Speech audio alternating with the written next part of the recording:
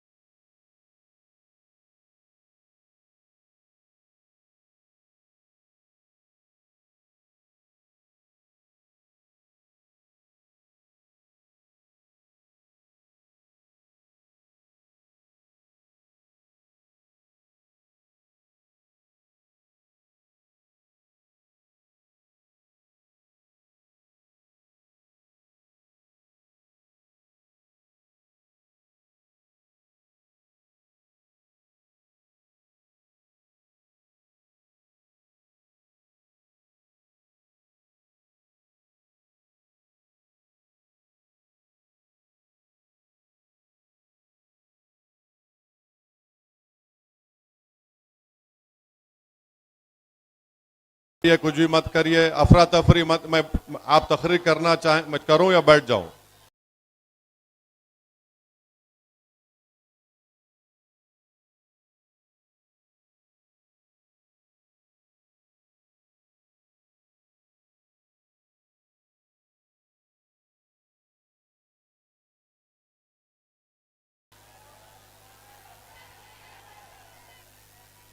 दो 2024 के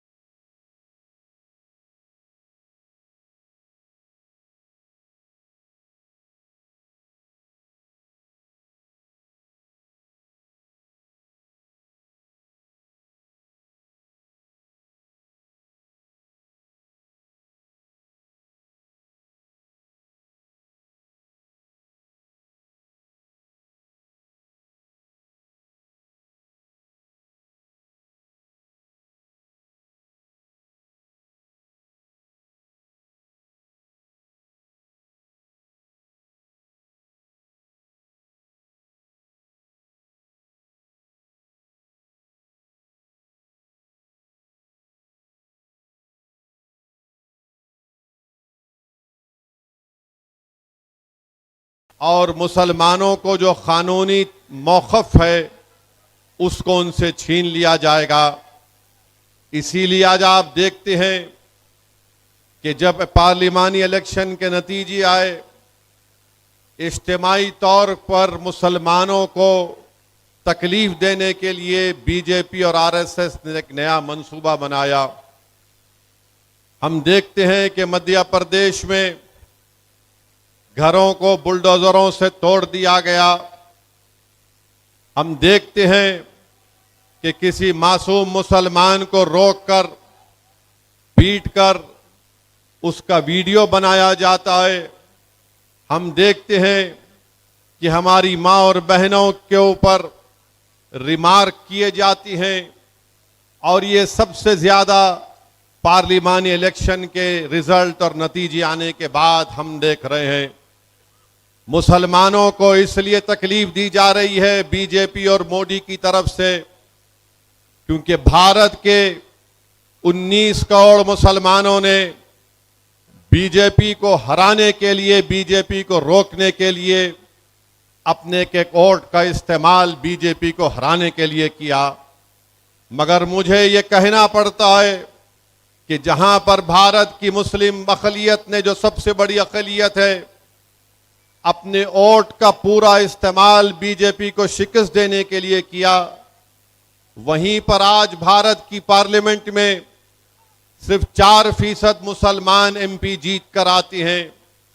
मैं आपको ये बताना चाहता हूं कि बहुत अच्छा हमने फैसला तो लिया, मगर ये तो बताइए कि भारत की पार्लियामेंट में जहां पर बैकवर्ड क्लास के, जिनकी आबादी हमारे बैकवर्ड क्लास की जितनी है, उतनी आबादी के मुताबिक उनके एमपी जीत कर आ गए। अपर कास्ट के लोग जिनकी उनकी आबादी है, उनकी आबादी के मुताबिक उनके एमपी जीत कर आए। अगर भारत की पार्लियामेंट में अगर किसी एक तबके की नुमाइंदगी नहीं है उनकी आबादी के मुताबिक, तो वो मुसलमान है। इसीलिए मेरे अजीज दोस्तों और बुजुर्गों, मजलिस इत्तेहादुल मुस्लिमीन हमेशा से ये कह रही है कि आपको अपनी वोट के जरिए अपनी क़ियादत को मजबूत करना है। जहां पर आपकी क़ियादत नहीं है, वहां पर आपको अपनी क़ियादत को बनाना पड़ेगा। मेरे भाई, आप क्या चाहते हैं? आप लोग वो क्या चाहते हैं? टोपी वाले हटिए, आप लोग हट जाइए, वहां से हट जाओ। क्या प्रॉब्लम है उनका? क्या प्रॉब्लम है उनका? जाके समझाइए ना, कौन है वो? क्या प्रॉब्लम है उनका? क्या प्रॉब्लम है आपका? हटिए वहां से। मौलाना, चलिए हटिए, यहां से हटिए। मजाक कर रहे हैं क्या आप लोग? बैठिए उधर।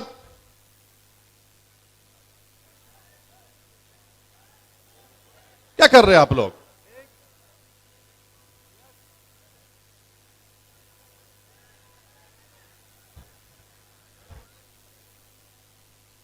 मैं आपसे बता रहा था कि आपको अपनी क़ियादत को मजबूत करना है। वो लाइट का पोल भी गिर जाएगा भाई साहब आपके जज्बात में देख के।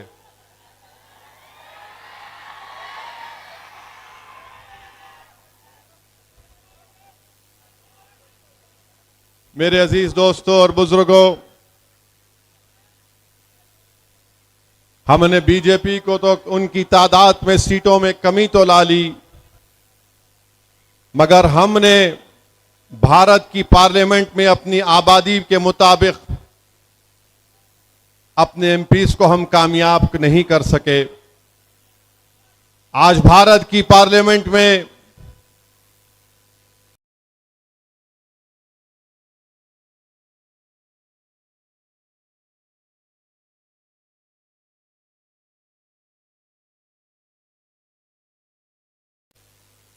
अगर कोई नहीं है तो मुसलमान एमपी बराबर नहीं है। सिर्फ 4% एमपी भारत की पार्लियामेंट में जीत कर आए। बताइए, आज आप तेलंगाना में एक ही मुस्लिम एमपी जीत कर आता है। महाराष्ट्र में 48 लोकसभा की सीटें थीं और उन 48 लोकसभा में एक इम्तियाज जलील कामयाब हुआ था। तो औरंगाबाद में इम्तियाज जलील की कामयाबी को रोकने के लिए तमाम पार्टी के लोग मिल गए, फिरका परस भी, नाम निहाद सेकुलर भी मिलकर इम्तियाज जलील को कामयाब होने से रोक दिया। कर्नाटका है, कर्नाटका में एक भी मुस्लिम एमपी नहीं है। महाराष्ट्र भारत का दूसरा बड़ा प्रदेश है।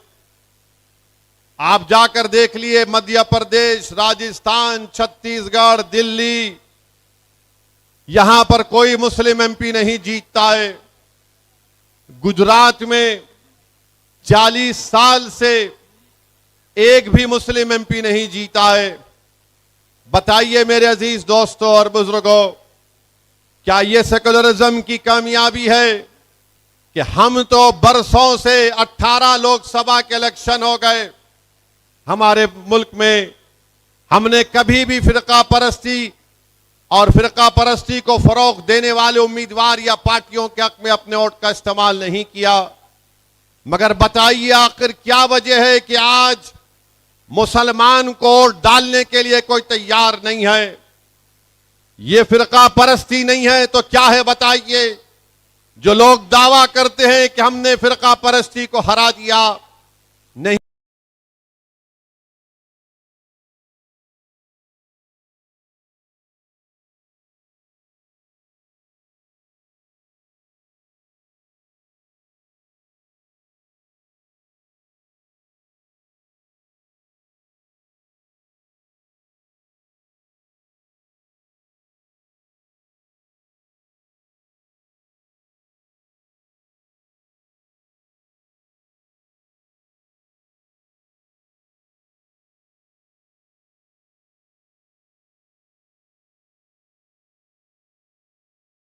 नहीं, आपने फिरका परस्ती को नहीं, हमारी मस्जिदों को भी लोग नुकसान पहुंचा।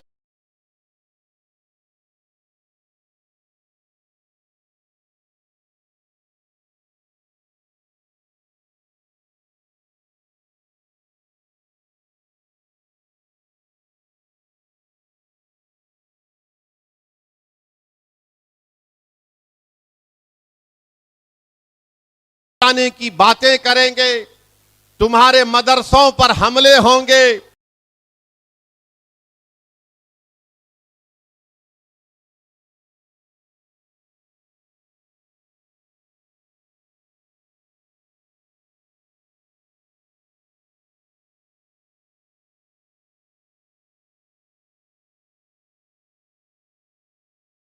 हमारी बच्चियों के हिजाब पर हमला होगा, हमारे चेहरे पर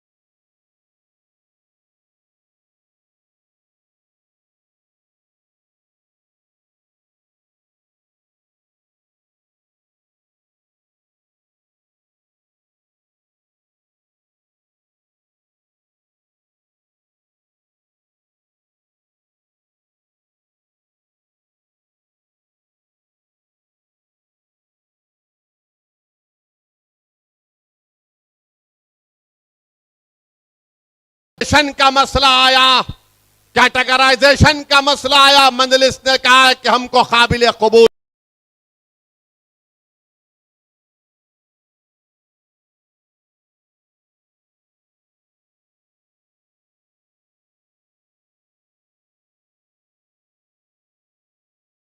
नहीं है सुप्रीम कोर्ट का फैसला। मगर याद रखो नौजवानों,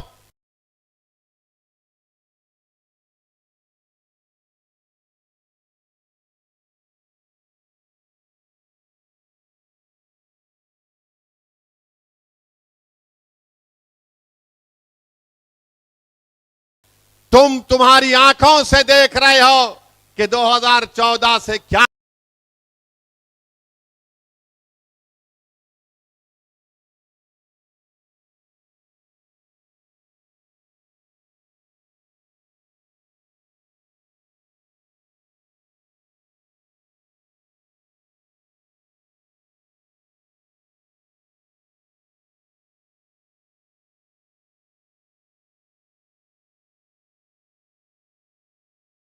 हो रहा है। जब कभी भी जुल्म होता है, जब कभी भी कोई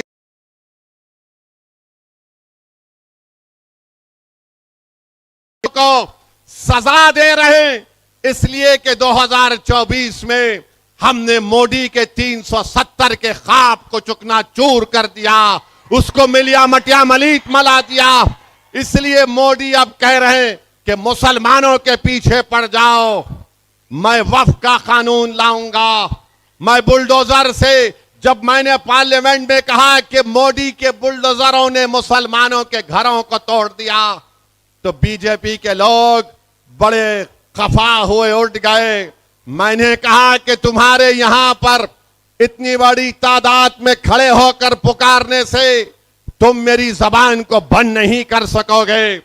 तुम यहां पर 240 हो, मगर याद रखो मैं 19 करोड़ आवाम का एक गुलाम बनकर, उनकी जबान बनकर तुम्हारे सामने उनके इंसाफ की बात करने आया हूं।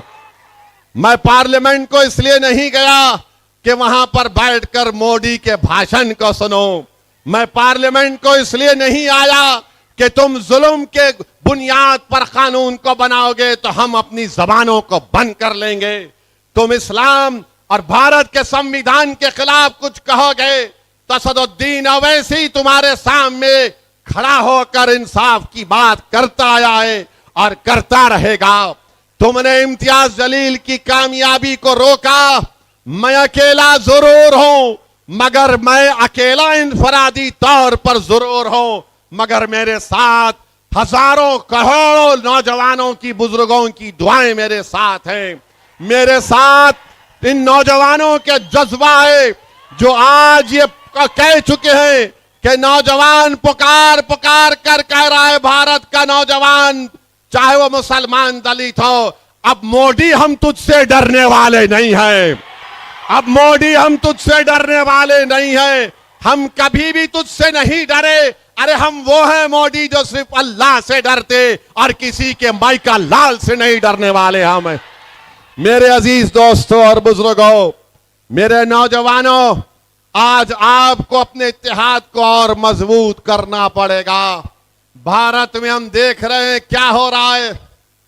लातूर महाराष्ट्र में एक शख्स 2 व्हीलर पर जा रहा है, अपनी बीवी के साथ, अपने छोटे बच्चे और बेटे के साथ। रॉन्ग साइड से गाड़ी आती है, इसको टक्कर मारती है। ये शख्स कहता है कि अरे भाई, आप रॉन्ग साइड आकर हमको टक्कर मार दिए, जरा देख कर चलाना था। तो उस गाड़ी में बैठे हुए जालिमों ने कहा, तू मुसलमान है, तुझे सबक सिखाएंगे, और गाड़ी से उसकी बीवी और एक मासूम बच्चे को रौंद दिया। बीवी मर गई और एक मासूम बच्चा उसका मर गया। बताओ ये क्या हो रहा है हमारे देश में। मेरे अजीज दोस्तों और बुजुर्गों, ऐसे कई वाकयात हमारे मुल्क में हो रहे हैं। मेरे भाई, सिर्फ अखबारात में पढ़कर और असदुद्दीन ओवैसी की जबान से सुनकर तुम अफसोस का इजहार करोगे तो मेरी नजर में यह बुज़दिली की निशानी है।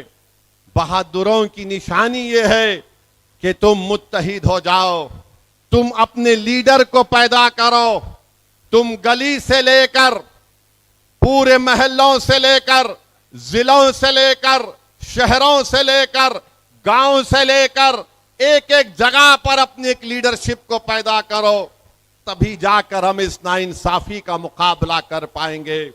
मेरे इज्जतदार मां और बहनों, मैं आपको ये कहना चाहूंगा कि आप अपने हौसलों को बुलंद रखिए।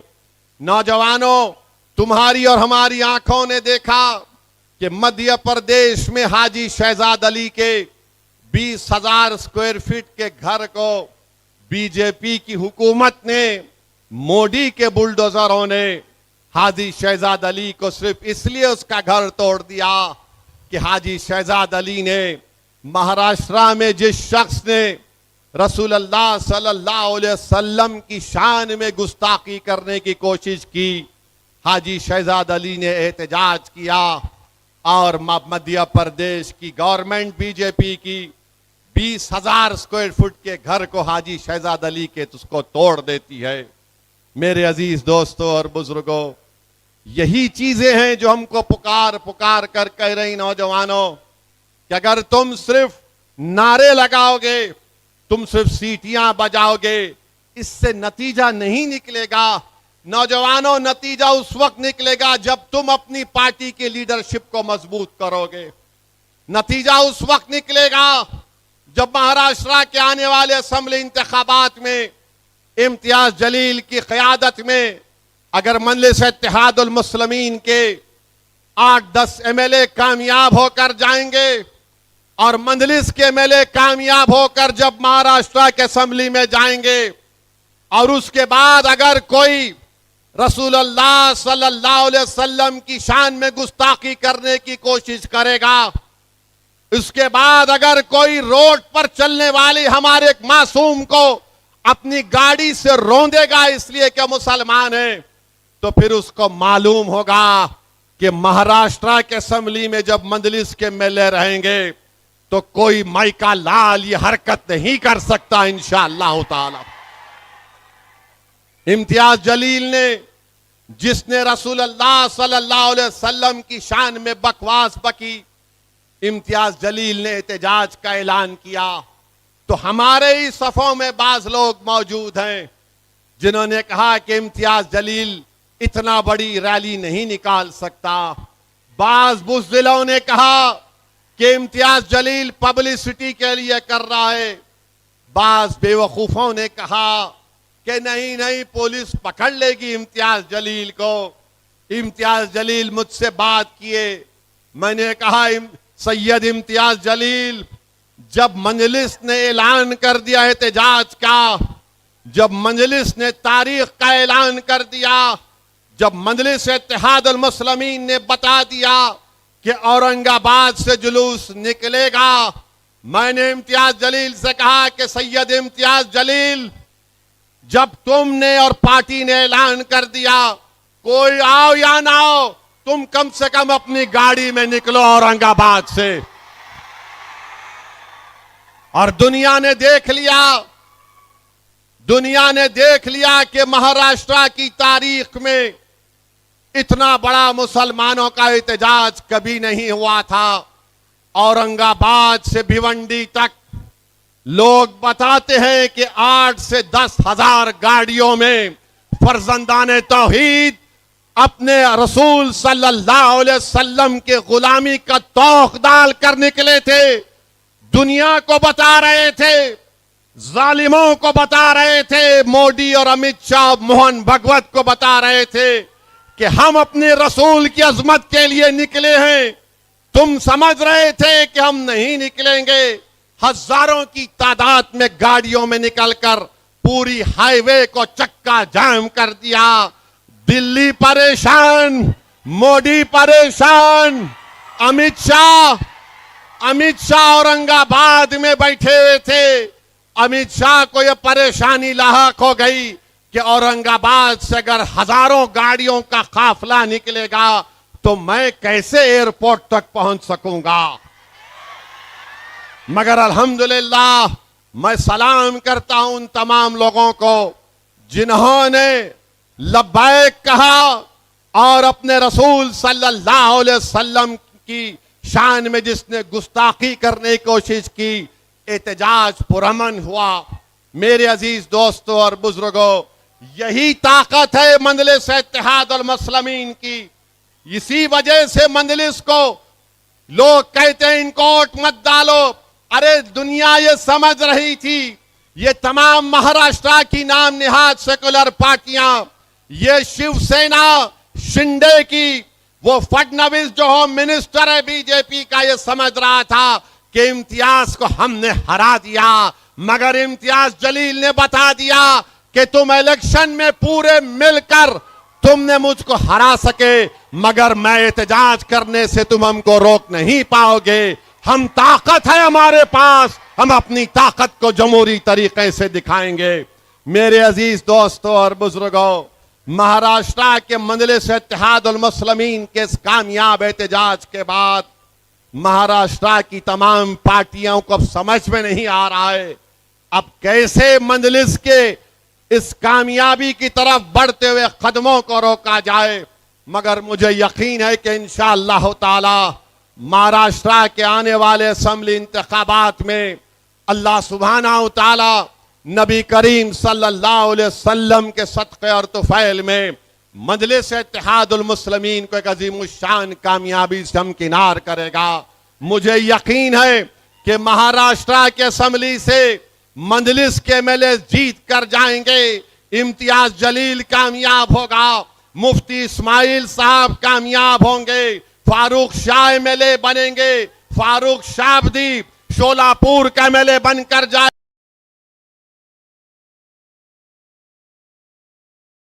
साहब कामयाब होंगे, फारूक शाह एमएलए बनेंगे, फारूक शाबदी शोलापुर का एमएलए बनकर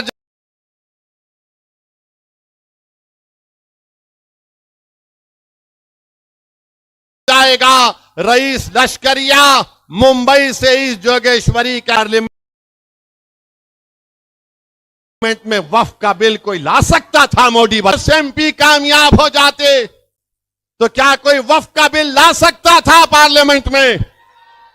मेरे भाई याद रखो, मैं जिंदा रहूं या ना रहूं, मगर तुम अपने जहनों में इस बात को बिठा लो नौजवानों, मुंबई से इस भारत की जमहूरियत में तुमको अगर अपनी बात को मनवाना है तो तुमको अपने एमएलएस की जरूरत है, तुमको अपने एमपीस की जरूरत है, तुमको अपने कारपोरेटर की जरूरत है, मेयर की जरूरत है, सरपंच की जरूरत है, जिला परिषद के मेंबर की जरूरत है, कानूनदानों की जरूरत है, डॉक्टरों की जरूरत है, टीचरों की जरूरत है।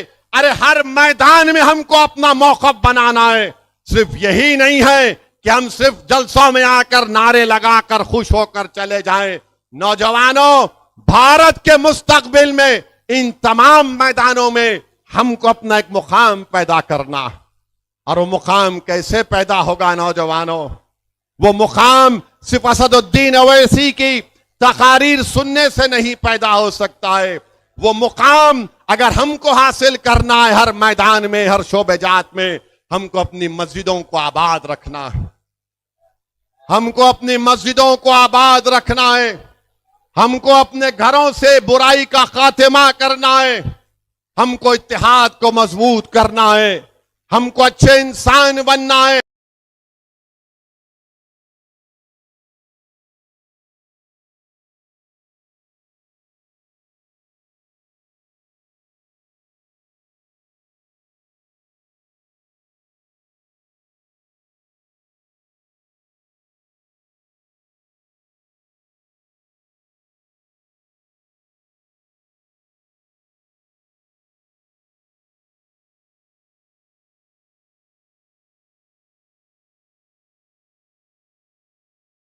चाहे मुसलमान का हो या हिंदू का हो, इंसाफ एफआईआर होना चाहिए। बताइए आप, मैं हमारे हिंदू भाइयों से कहना चाह रहा हूं, जो आज भी हमारे देश में ऐसे दलित हमारे भाई हैं, ऐसे बैकवर्ड क्लास के हमारे भाई हैं, जो आज भी सेकुलरिज्म पर सही सेकुलरिज्म को मानते हैं। बताइए, दशहरा आ रहा है, ये कौन है ये शख्स? किसके इशारे पर ये हमारे नबी और रसूल सल्लल्लाहु अलैहि वसल्लम की शान में बकवास बकता है? कौन है ये शख्स जो कह रहा है कि मैं मोहम्मद सल्लल्लाहु अलैहि वसल्लम का एफिजी बनाकर उसको जलाऊंगा? कौन है ये शख्स जो कह रहा है कि शेर खुदा हजरत अली का एफिजी बनाकर जलाऊंगा? बताइए मेरे भाई, आखिर ये नफरत क्यों पैदा हो चुकी है? अरे बताओ, ये क्यों किया जा रहा है मोदी? बताओ मोहन भगवत, तुम्हारी जबान कब खुलती? मोहन भगवत, आरएसएस के सर संचालक का बयान आया कि भारत के हिंदुओं को मुत्तहिद होना पड़ेगा, तभी उनकी हिफाजत होगी। और मोहन भगवत अपने हिंदुओं से कह रहे हैं कि अगर तुमको मुत्तहिद होंगे तो जबान और कास्ट को खत्म करना पड़ेगा। मोहन भगवत से हम पूछना चाह रहे, मोहन भगवत, 10 साल से तो आपके चेले मोदी भारत के वजीर आजम हैं।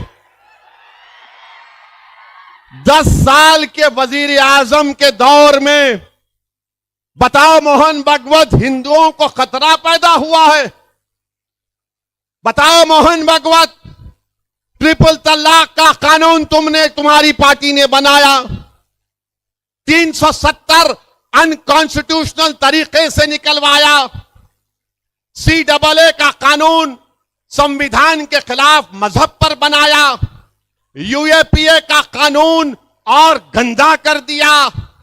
तुमने क्या क्या कानून बना दिए सिर्फ एक समुदाय के खिलाफ, उसका नाम मुसलमान है। और उसके बाद मोहन भगवत 10 साल के बाद कह रहे हैं कि भारत के 78 करोड़ हिंदुओं को खतरा है। अरे मोहन भगवत, तुम तो मोदी की बेइज्जती कर रहे हो, तुम तो नरेंद्र मोदी की धज्जियां उड़ा रहे हो। 10 साल के बाद भी मोहन भगवत को लग रहा है कि भारत के 78 करोड़ हिंदुओं को खतरा है। सुनो मोहन भगवत, ना भारत के हिंदुओं को खतरा है, ना भारत के मुसलमानों को कोई खतरा है। हां, एक खतरा भारत के मुसलमानों को, हिंदुओं को, दलितों को, आदिवासियों को, सिखों को, ईसाइयों को है। वो किससे है? नरेंद्र मोदी और मोहन भगवत से खतरा है। हमको खतरा तुमसे है। और मोहन भगवत सुनो, चीन भारत की 2000 स्क्वायर किलोमीटर पर कब्जा करके बैठ गया और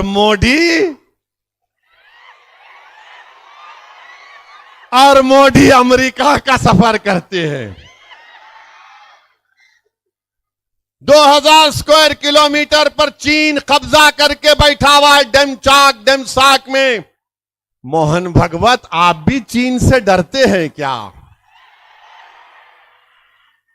चीन से खतरा है, मगर मोहन भगवत नो, हिंदुओं को खतरा है। अबे चीन कब्जा करके बैठा है, उसकी बात नहीं करेंगे। चीन पूरे भारत के अतराफ के ममालिक में बैठा हुआ है, मोहन भगवत नहीं बोलेंगे।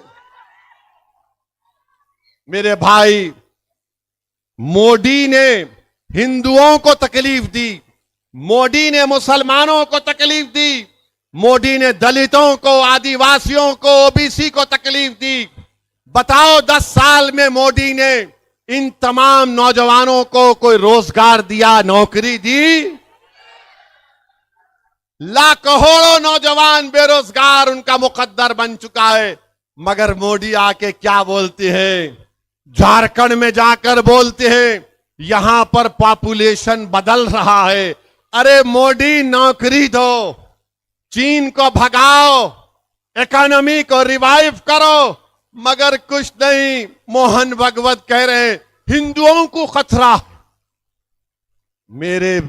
मेरे अजीज दोस्तों और बुजुर्गों, ये एक मजाक मोहन भगवत भारत की 130 करोड़ जनता से कर रहे हैं। मेरे अजीज दोस्तों और बुजुर्गों, वक्फ का कानून बनाया गया, बिल लाया गया और कानून में जब मैं वक्फ चुरकुट कई बीजेपी आरएसएस के इनके सो कॉल इंटेलेक्चुअल्स ये बोलते नहीं, वक्फ बोर्ड जहां पे बोला डिक्लेयर कर देता वक्फ की प्रॉपर्टी। अरे दीवानो, वक्फ बोर्ड किसी की प्रॉपर्टी को वक्फ डिक्लेयर नहीं कर सकता। मुझे कोई बीजेपी के एमपी पार्लियामेंट में बोले, अरे नहीं ओवैसी, आपके मुसलमान खेत में जाके सूरे फातिहा पढ़ लेते, आपके मुसलमान कहीं पर नमाज पढ़ लेते और बाद में बोल देते वक्फ हो गया। मैंने कहा महाशय, आप तो बड़े अक्लमंद हैं, लगता है आपने बड़ी गहरी सोच से इस बात को कहा। बोले हाँ मैं पढ़ता हूं। मैंने कहा एक बात सुनो, भारत की पार्लियामेंट में जब नमाज का वक्त होगा मैं भी जाके पढ़ लूं तो क्या मेरी प्रॉपर्टी हो जाती वक्फ की वो पार्लियामेंट? वक्फ वो हो सकता है जो प्रॉपर्टी मेरी है मैं वक्फ कर सकता हूं। मैं किसी की प्रॉपर्टी जायदाद लेकर वक्फ नहीं कर सकता। नरेंद्र मोदी अब क्या कर रहे हैं इस बिल में? मोदी ये कह रहे हैं कि वक्फ में वक्फ बाय यूजर है। ये बिल ये लाकर कह रहे हैं कि वक्फ बाय यूजर खत्म हो जाएगा।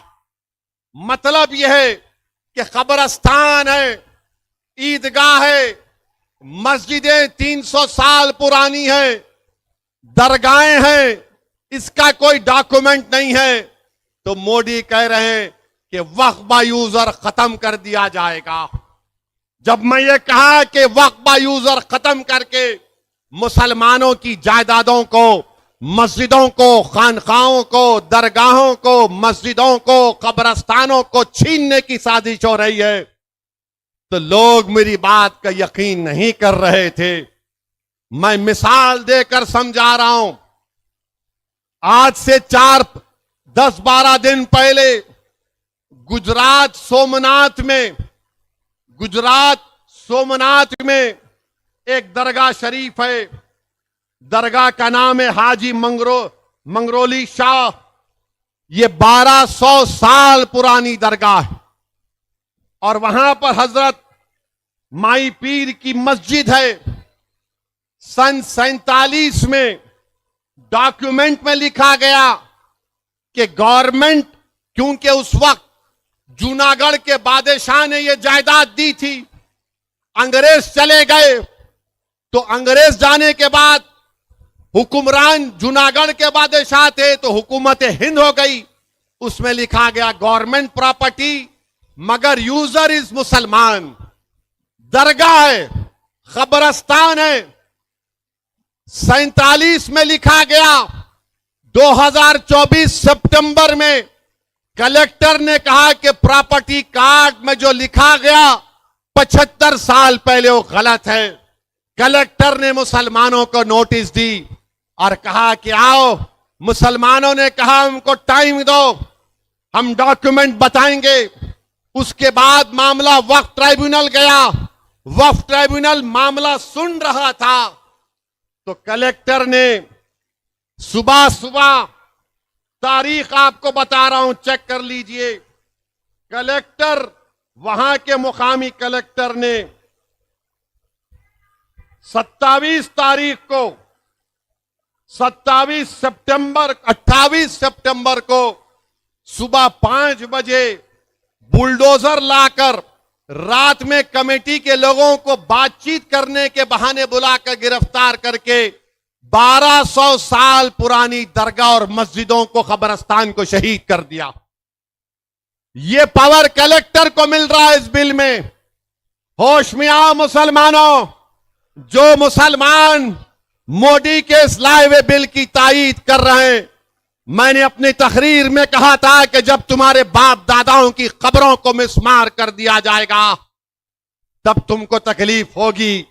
आज हम देख रहे हैं कि सोमनाथ में हाजी मंगरोल शाह की 1200 साल की दरगाह को, जबकि सुप्रीम कोर्ट ने फैसला दिया था कि किसी भी जगह पर डेमोलिशन नहीं होगा, मगर उसकी खिलाफ वर्जी कर दी गई।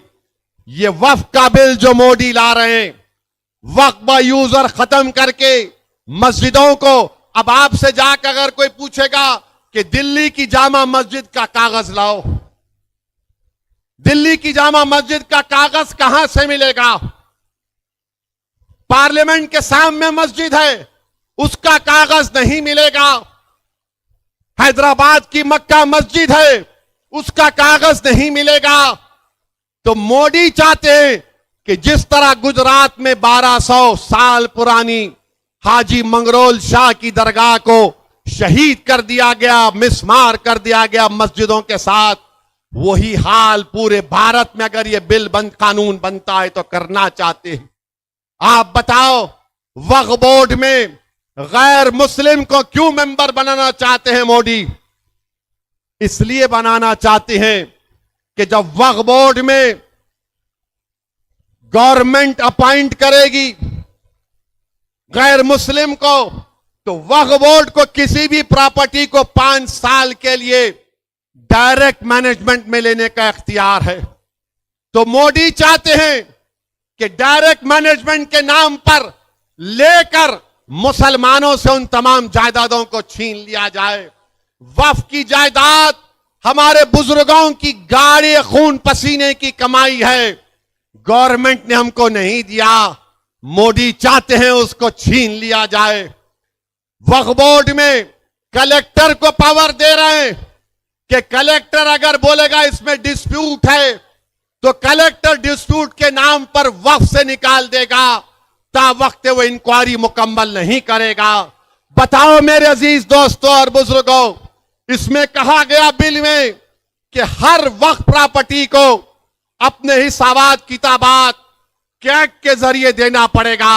सुन लो मदरसे चलाने वालों, सुन लो दरगाहों के मुतवल्ली, सुन लो वक्फ प्रॉपर्टी के जिम्मेदारों, ये जो बिल का प्रोविजन है कि हिसाब तुमने बराबर नहीं दिया कहकर तुम पर झूठे इल्जाम लगाकर तुमको जेल को भिजा दिया जाएगा। वक्फ की जायदाद बचाने का नाम मोदी ले रहे हैं। अब मौजूदा कानून यह कहता है कि अगर किसी को कोई भी अगर वक्फ की जायदाद को बेचता है तो उसको गलती से झूठे तरीके से तो 2 साल की सजा। नरेंद्र मोदी बोल रहे no 2 years only sweet 6 months।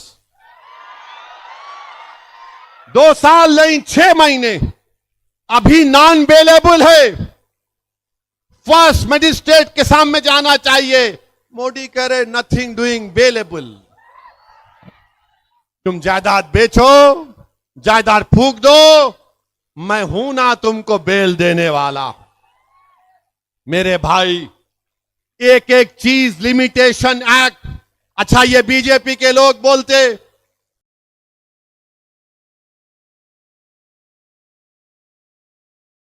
ये वक्फ यूजर नहीं है, सिर्फ मुसलमानों में है। को बता रहा हूं, तुम हिंदू लॉ की किताब लिखने वाले का नाम बीके मुखर्जी है। बीके मुखर्जी की किताब पढ़ो, उसमें लिखा हुआ है कि हिंदू धर्म में भी वक्फ यूजर है। हिंदू धर्म में बीके मुखर्जी की किताब कानून की किताब है। ओडिशा के हिंदू एंडोमेंट बोर्ड में बाय यूसेज लिखा हुआ है। आंध्रा के, तमिलनाडु के, तेलंगाना के हिंदू एंडोमेंट बोर्ड में लिखा हुआ है। और संगी लोग बोलते नहीं नहीं खाली इस्लाम में है, मुसलमानों में है। अरे तेरे कान में फूल होगा, हमारे कान में फूल नहीं है। तेरे दिमाग पर पर्दा पड़ा होगा, हमारे दिमाग पर नहीं है। लिमिटेशन पीरियड है। कोई भी वक्फ की प्रॉपर्टी पर लिमिटेशन कानून अप्लाई नहीं होता। मोदी बोल रहे अप्लाई होगा। Hindu endowment board section 123 Telangana का पढ़ो, limitation act will not apply on Telangana Hindu charitable endowment board. मगर मोदी बोल रहे हैं लिमिटेशन एक्ट अप्लाई होगा। क्यों अप्लाई होगा? क्योंकि जो 12 साल से किसी वक्फ की जायदाद पर काबिज है तो मोदी उसको मालिक बनाना चाहते हैं।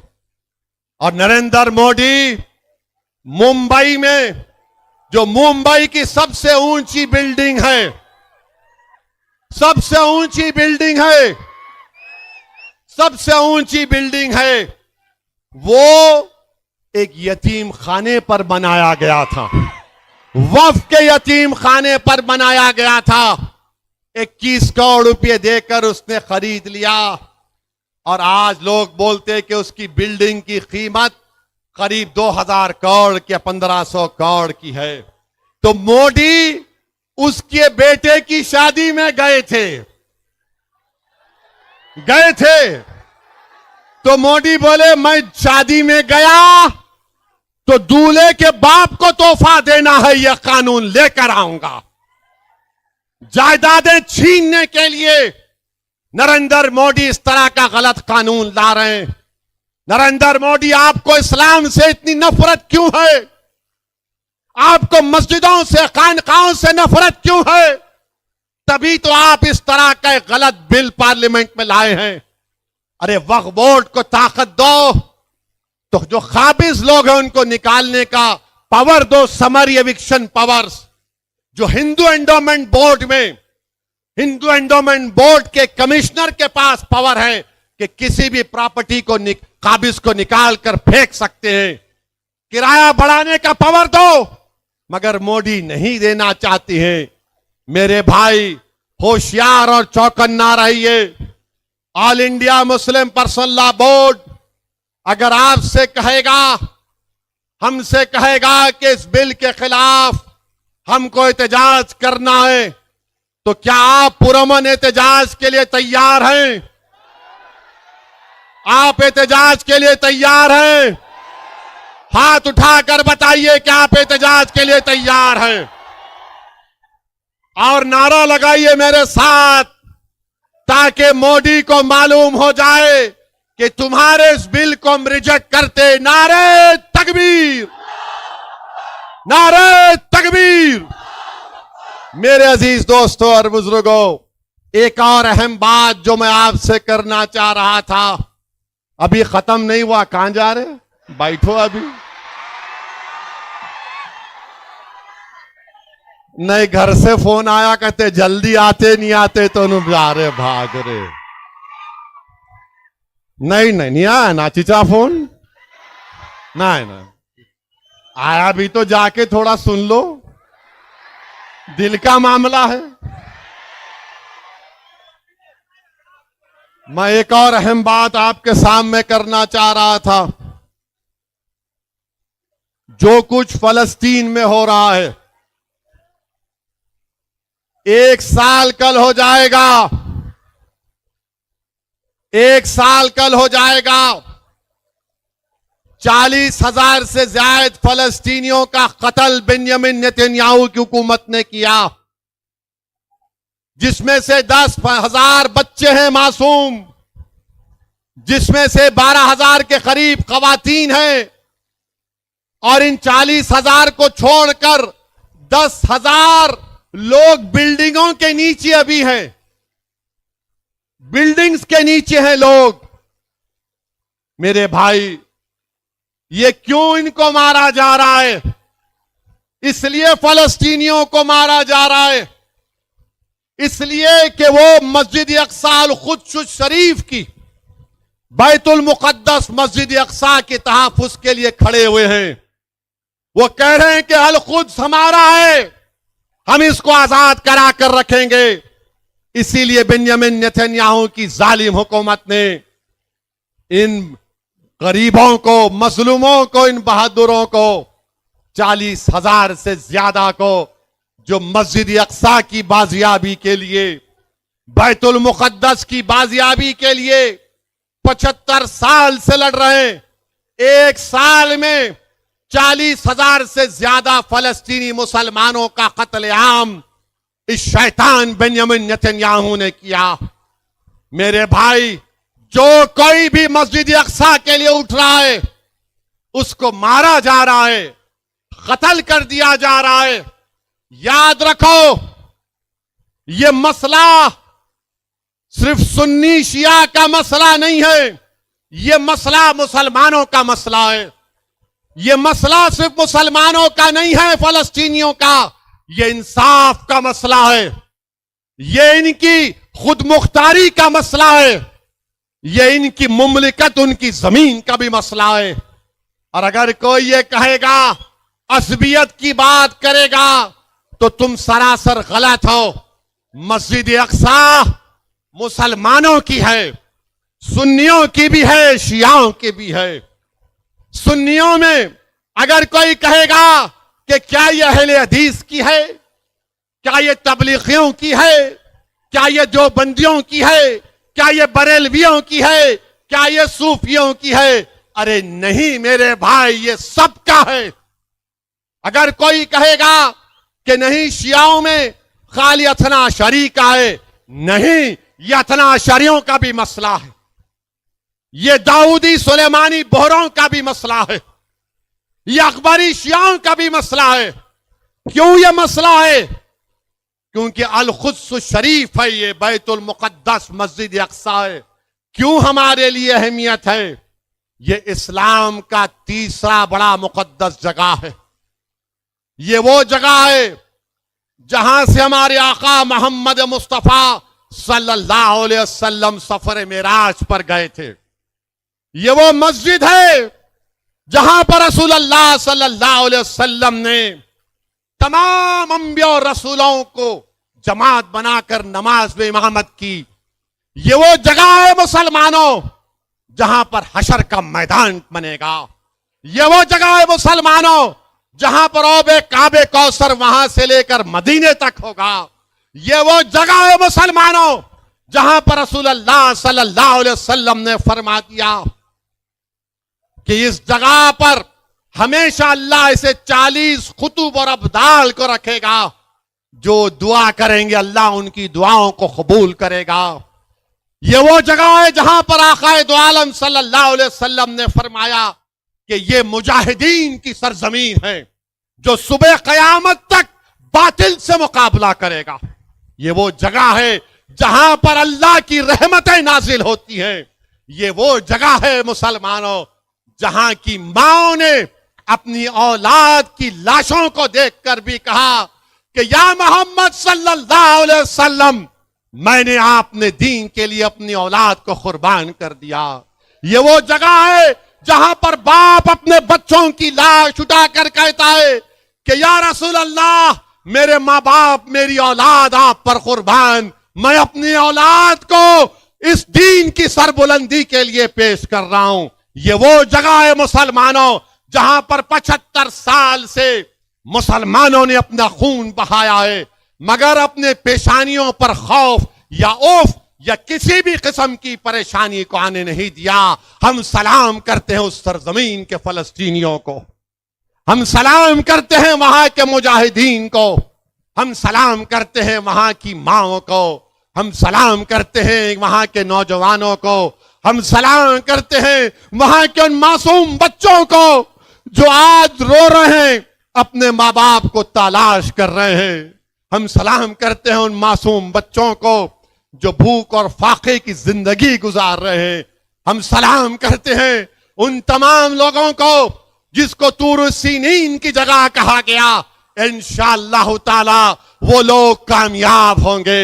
वही जगह है जहां पर अल्लाह सुब्हानहू ताला इनको कामयाब और कामरान करेगा।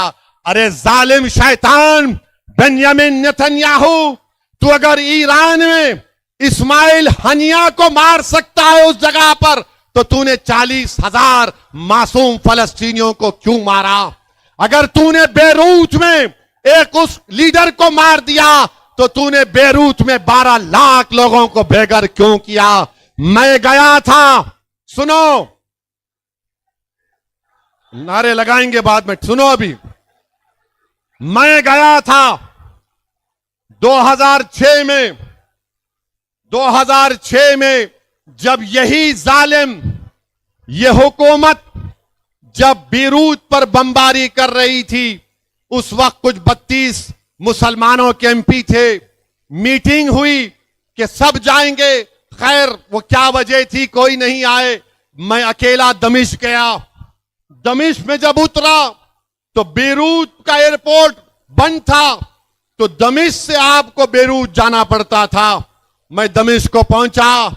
दमिश्क एयरपोर्ट पर इंडियन एम्बेसी का एक ऑफिसर आकर बोला कि ओवैसी साहब आप दूसरी फ्लाइट से वापस चले जाइए। मैंने कहा मैं नहीं जाऊंगा, मैं दमिश्क को आया हूं। मैंने कहा कि मैं जब दमिश्क को आ चुका हूं, मैं दमिश्क को देखना चाहूंगा। तो मुझसे कहा कि आप क्या देखना चाहेंगे दमिश्क में? तो मैंने कहा मैं दमिश्क में हजरत बिलाल की खबर पर जाना चाहूंगा।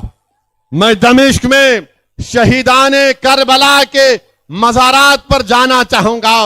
मैंने कहा कि मैंने सुना कि यहां पर इब्न अल अरबी की भी खबर है, मैं वहां पर जाना चाहूंगा। मैंने कहा कि यहां पर इमाम हुसैन की बहन हजरत ज़ैनब का भी रोजा है, मैं वहां पर जाना चाहूंगा। तो उस वक्त के इंडियन एम्बेसडर या जो भी थे, उन्होंने कहा कि अगर आप दमिश्क में ही रुकेंगे तो हम आपके लिए, एक नदवे के पढ़े हुए आलिम दीन थे जो दमिश्क यूनिवर्सिटी में अरबी की तालीम हासिल कर रहे थे, मुझे उनके साथ दे दिया। शायद वो कहीं अमेरिका लंदन में है मौलाना वो। खैर मैं इन तमाम मुकामात पर गया। हजरत ज़ैनब के रोजे पर गया तो हैदराबाद के हमारे लोग थे, बड़े खुश हुए। हाँ वहां पर मैं उस मस्जिद के पास भी गया जिसको मस्जिद उमैयद कहा जाता है।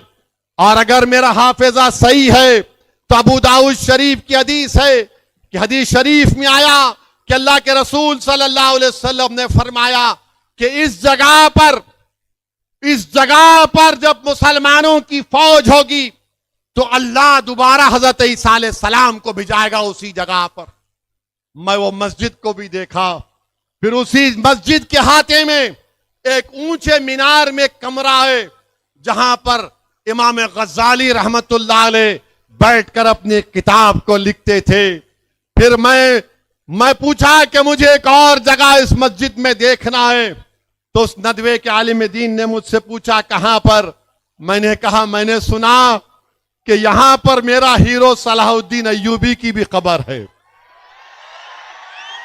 तो मुझे कहा कि हां इस मस्जिद के हाथे में है। मैं सलाहुद्दीन अय्यूबी की खबर पर गया। और नौजवानों, मेरी कैफियत यह हो गई कि मैं एक छोटे बच्चे की तरह हिचकियां लेकर रो रहा था जब अपने आप को सलाहुद्दीन अय्यूबी की खबर के सामने देखा। और मुझे याद आ गया वो सलाहुद्दीन अय्यूबी की बहादुरी के कारनामे। नूरुद्दीन जंगी की भी खबर थी। खैर उसके बाद सुबह में मैं निकलकर बेरूत को गया। मैं बता रहा हूं बेरूत के वो जो वहां के लोग हैं वो मौत से नहीं डरने वाले हैं, वो मौत से नहीं डरते। ये मगरबी मुमालिक के लोग अगर ये समझ रहे हैं कि 40,000 फलस्तीनियों को मारकर 12 लाख साउथ लेबनान और साउथ बेरूत के लोगों को बेघर करके वो उन पर गलबा हासिल करेंगे।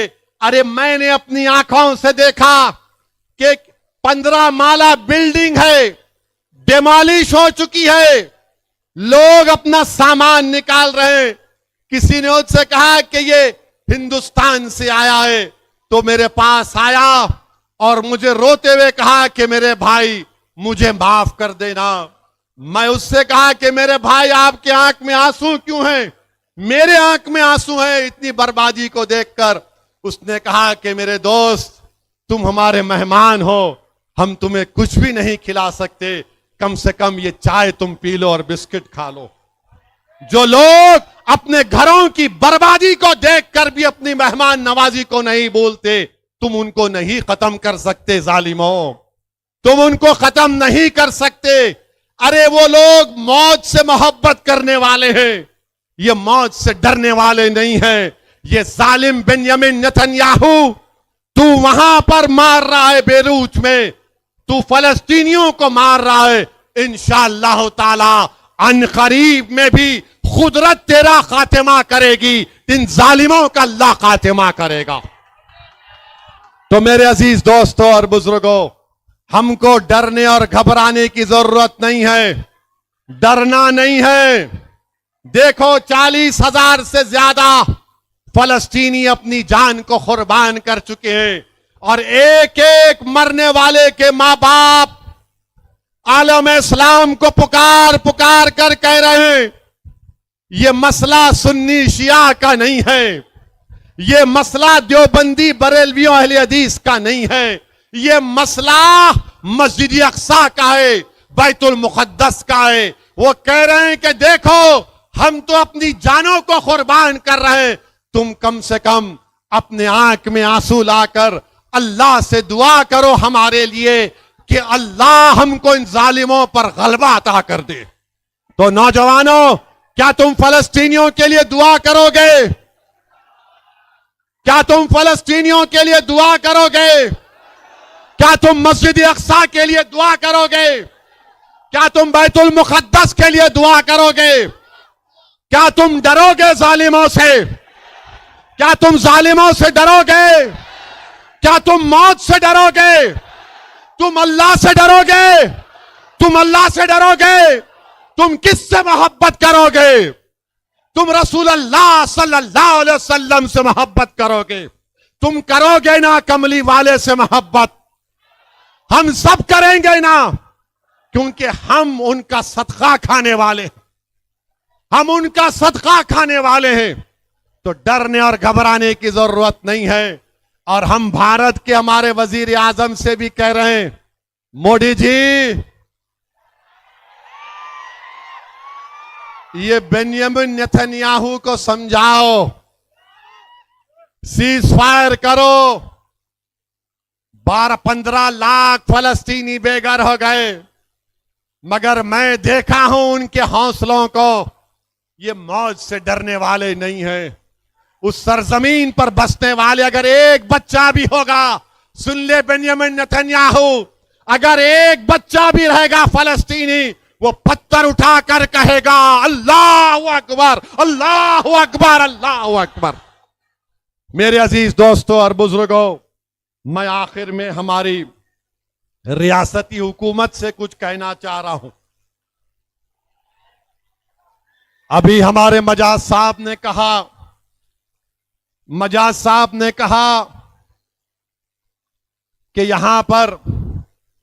यहां पर नए जो कांग्रेस के सदर मुंतखब हुए हैं, मैं उनको भी मुबारकबाद देता हूं। क्या गौड़ साहब नाम? हाँ, महेश गौड़ को मुबारकबाद देता हूं, मगर हम उनसे भी कहना चाह रहे हैं, भारत में जो गरीब मुसलमान और दलित हैं, वो जो घर अपना बनाते हैं ना गौड़ साहब, गवर्नमेंट उनको जमीन नहीं देती, गवर्नमेंट उनको जमीन नहीं देती।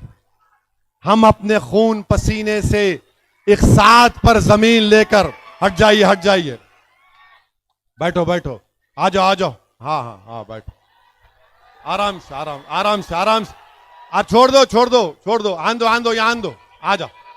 हाँ, दूल्हे भाई बैठो, दूल्हे भाई को बिठा लो जरा। हाँ, तुम होश में, मैं बेहोश हूं, बैठो। अरे बाप, आ जाओ, आओ, क्या करते करो, आओ।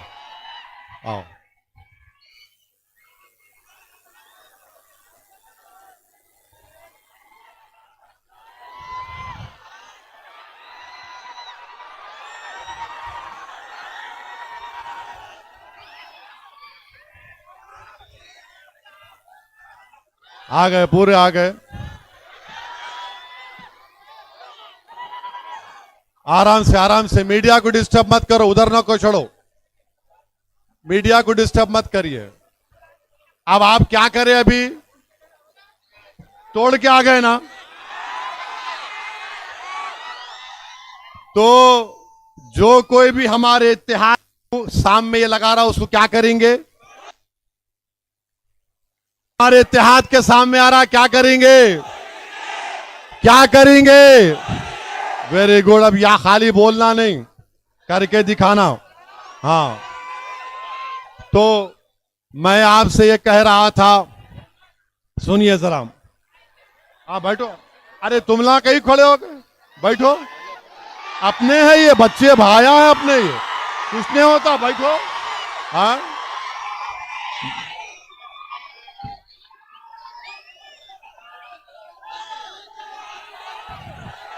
कुछ नहीं होता इंशाअल्लाह ताला, जब मौत लिखी हुई होती है, कोई बात नहीं।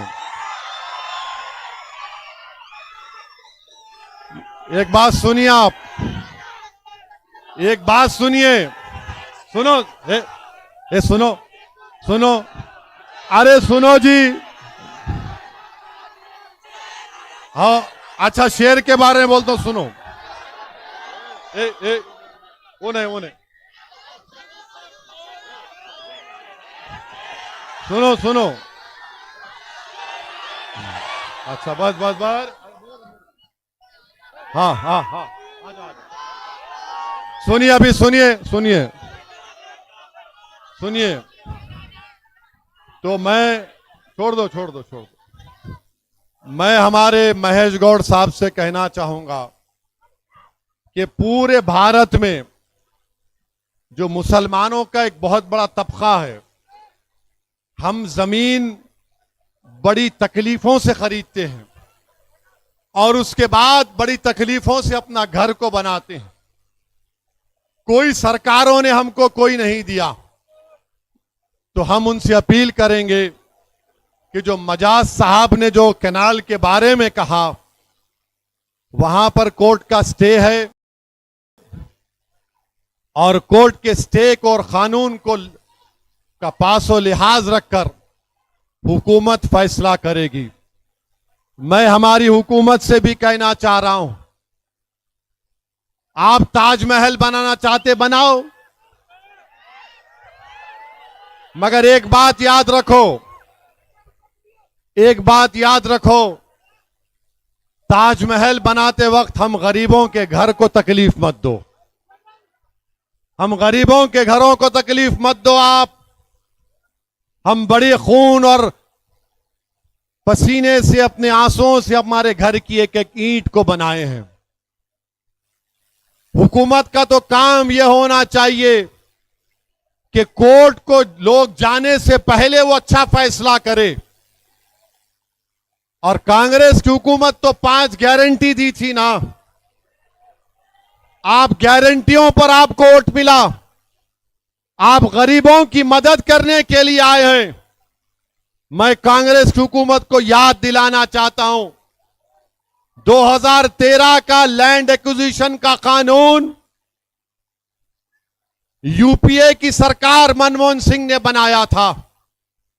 आप उसको सामने रखो, आप उसको सामने रखकर फैसला करो। और जो लोग एफटीएल की बात कर रहे हैं, तो जो नया सेक्रेटेरिएट हैदराबाद में बनाया गया, वो भी हुसैन सागर के कट्टे में बनाया गया है, जहां पर भारत के बड़े बड़े सियासतदानों की समाधियां हैं, वो भी कट्टे एफटीएल में हैं। बापू घाट लंगर हाउस में है, वो भी एफटीएल में है। तो हम हुकूमत से एक ही बात कर रहे हैं, जब सेक्रेटेरिएट एफटीएल में बनकर बरकरार रह सकता है, जब भारत के बड़े बड़े सियासतदानों की समाधियां टैंक बंड के एफटीएल में हैं, हमको एतराज नहीं है। जब सेक्रेटेरिएट रह सकता है, तो गरीब का घर क्यों नहीं रह सकता, मुझे बताओ आप। उस सेक्रेटेरिएट में केसीआर भी बैठे, अब रेवंत रेड्डी भी बैठ रहे हैं। जब आप दोनों बैठ सकते हैं, तो हमारी अम्मा अपने घर में नहीं बैठ सकती क्या? जब वो सेक्रेटेरिएट एफटीएल में है, तो मेरे भाई, जहां पर हुकूमत फैसले करती है, वो खुद लेक बेड में है। तो आप हमारे बेड को क्यों छीनना चाह रहे हैं? आप अपनी कुर्सी पर बैठो, हम अपने घर में रहना चाहते हैं। तो हुकूमत का काम यह है कि अच्छा फैसला करें। आप खूबसूरत बनाना चाहते हैं, हम तैयार हैं, मगर मेरे भाई हमारे गरीबों के घर को भी आपको देखना पड़ेगा।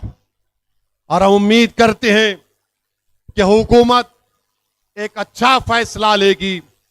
मैं निजामाबाद को कई मर्तबे आया हूं और मैं यहां पर आकर अगर मैं डी श्रीनिवास साहब के बारे में बात ना कहूं तो अच्छा नहीं होगा। वो निजामाबाद के एक बहुत बड़े पुराने सियासतदान थे। निजामाबाद में उन्होंने बहुत कुछ काम किया और आज वो इस दुनिया में नहीं है। यकीनन डी श्रीनिवास को साहब को हम याद करते हैं। मैंने उनके फर्जंद से भी मिलकर उनको पुरसा दिया था। तो निजामाबाद को आया हूं तो मेरी आपसे अदबन गुजारिश ये है कि मंजलिस को निजामाबाद में मजबूत करिए। और हम हुकूमत से ये मुतालबा करते हैं कि कामारेड्डी में जो बच्चे गिरफ्तार हुए हैं उनको जल्द से जल्द हुकूमत रिहा करवाए। निजामाबाद में जो बच्चे जेल में हैं, और तकलीफ की बात यह है, तकलीफ की बात यह है कि एक एडवोकेट साहब हैं, मामला स्कूल में हुआ। ये एडवोकेट साहब स्कूल में जाकर वहां पर अपनी रोटी सेक लिए। एडवोकेट साहब बोले देखो तुम्हारा मामला गड़बड़ है, 30 लाख दे दो मेरे को। 30 लाख ले लिए, 25 लाख की मिठाई अपने जेब में रख लिए, 5 लाख वो बेचारे बच्ची के खानदान को दिए। वकील साहब तुम्हारा मकसद क्या है? मकसूद कई कुरे बाबा ऐसे कामा करना।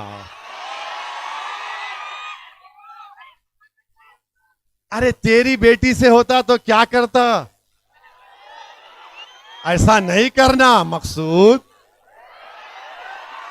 जल्दी वो पैसे निकालो, वो बच्चों की बेल कराओ तुम, और पूरे पैसे निकाल के स्कूल को वापस करो तुम। मेरे को कोई बता रहे थे उनके घर पे भी चले गए लोग, जरा गए थे, घर पे भी गए थे। ऐसा नहीं होना, नॉट गुड, वेरी बैड। और हम हुकूमत से ये मुतालबा करते हैं कि जैनूर में फसाद हुआ। ये थाली क्या मार रहे जी? है थाली मारते जी? है ठंडे हो गए क्या?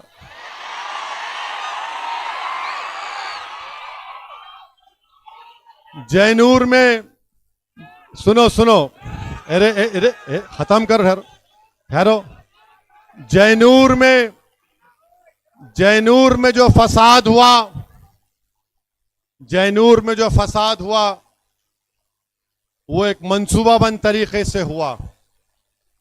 हम चीफ मिनिस्टर से मिले और उनसे कहा कि पुराना आदिलाबाद, पुराना निजामाबाद, पुराना रंगारेड्डी डिस्ट्रिक्ट, पुराना महबूब नगर, इन 4-5 पुराने जिलों में जहां पर कम्युनल वायलेंस की हिस्ट्री है, वहां पर बेहतरीन पुलिस ऑफिसर का तकर्रुर करो आप। Constable, SI, CI, DSP, SP, ASP से लेकर बेहतरीन लोगों को रखो आप।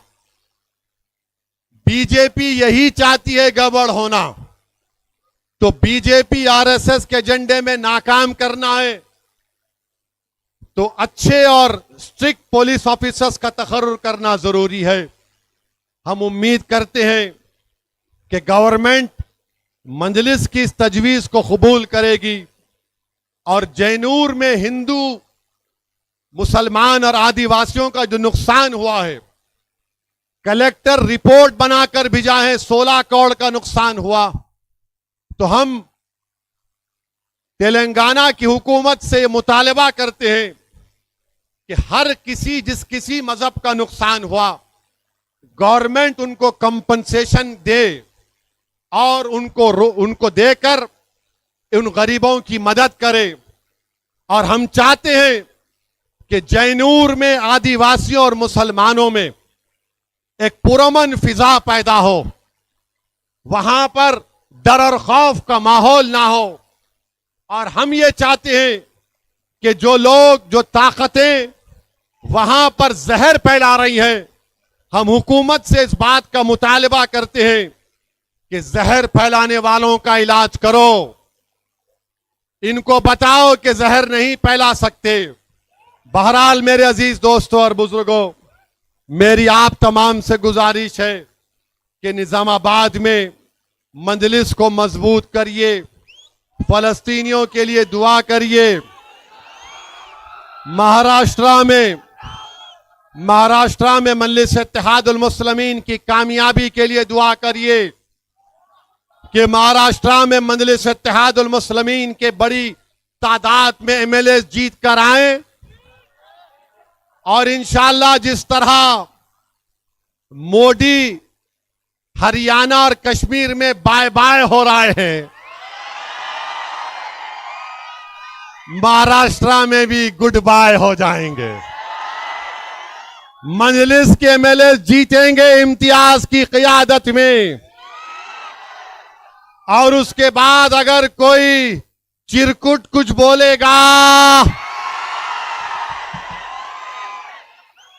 तो फिर ठीक नहीं होगा। तो आप कितनों के रिश्तेदार महाराष्ट्र में हाथ उठाओ। वो बहुत बड़ी तादाद है तुम लोगों की। जरा एक फोन मिला के